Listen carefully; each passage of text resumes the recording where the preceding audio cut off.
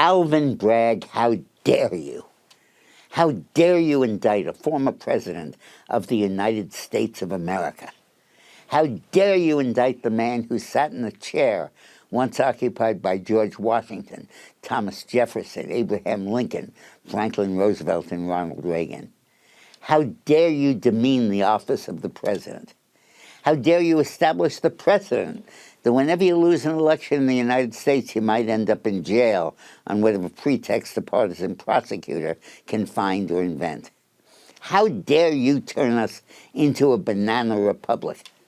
And over what? Adultery? If there was any, it's not illegal, nor is paying hush money. The most charitable explanation for this indictment is that Trump committed a minor misdemeanor by mislabeling the payoff to Stormy Daniels, calling it a business expense, when it might have been interpreted as a campaign contribution. Is this worth indicting a former president, especially one who at least half the country wants back in office? Is this worth trying to disqualify a man who holds a commanding lead for the Republican nomination for president? And how can you ignore the testimony of the lawyer for Michael Cohen, the man who paid the hush money, that the money came from Cohen himself without Trump's knowledge or approval? But Mr. Bragg, in another sense, thank you very much. You have just assured the renomination at the least, and perhaps the re-election of Donald J. Trump. Now the entire country can see, exposed and naked, the ruthlessness and partisanship of the New York District Attorney's Office and of the Democratic Party. We now know that they will stop at nothing. Losing all sense of fairness, deference, prudence, or caution, they will do anything to hold on to power. More importantly, we can all see the truth of what Trump has been saying. Listen. They know that we can defeat them. They know that we will defeat them. But they're not coming after me. They're coming after you. I'm just standing in their way, and I always will stand in their way. Thank you very much. Trump is being indicted for the offense of leading the political opposition to the power structure and the deep state that protects it. If former President Trump can be indicted on these grounds, which of us is safe? Which of us can join a campaign against the Democratic Party and hope to survive it?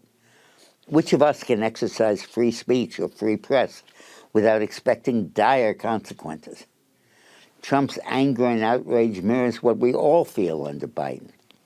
As we fall further and further behind inflation with each paycheck, as we wonder if our savings are safe, while we watch the left tell us that male is female and vice versa, and when we see government promoting racial segregation and bigotry in the name of progressivism, we do what any rational person would do.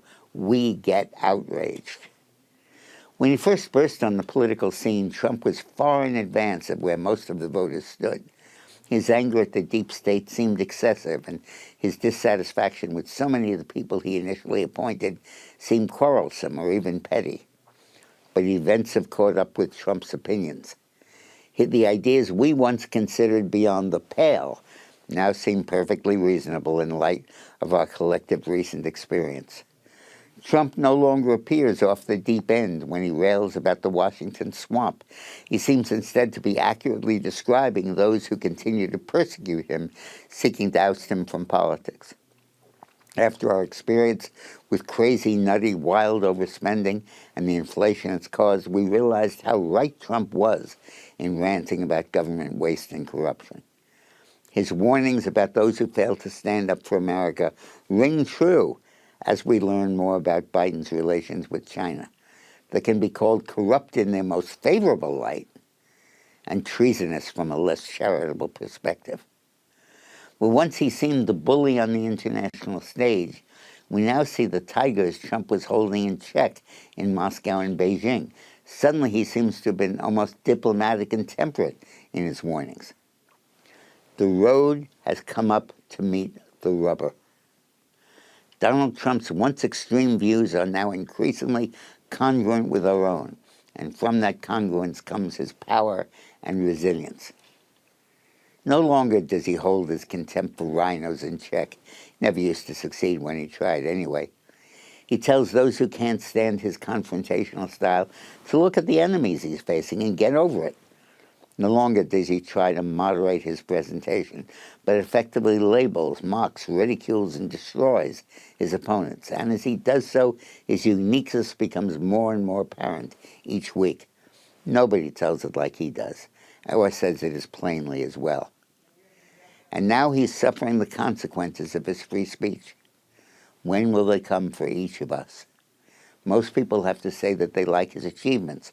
What's not to like? Near zero inflation, big job growth, upward vaults in income, a restoration of American manufacturing, and the resurrection of our military. But some still say they can't abide his style.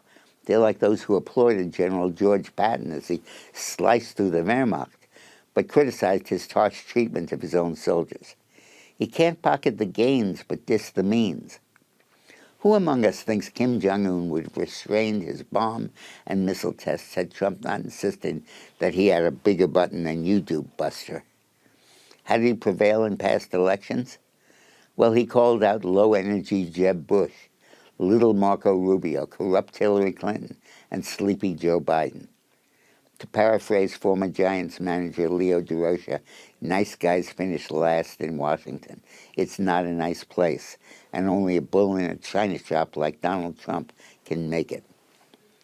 Pundits speak of his hold on the base, some base.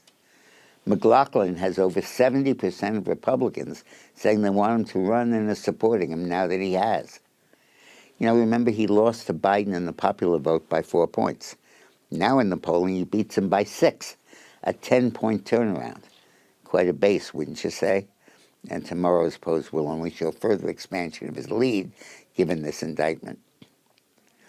Trump's pain at the outrage of his indictment only mirrors the pain most of us feel every time we buy gas or groceries and feel our hold on a middle-class existence slip away.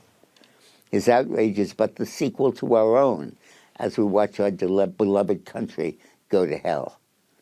For once, we have a political leader whose heart beats to the same rhythm as ours, and whose views and daily reactions to disgusting news mirrors our own outrage. A leader who is congruent with us. Don't underestimate his staying power.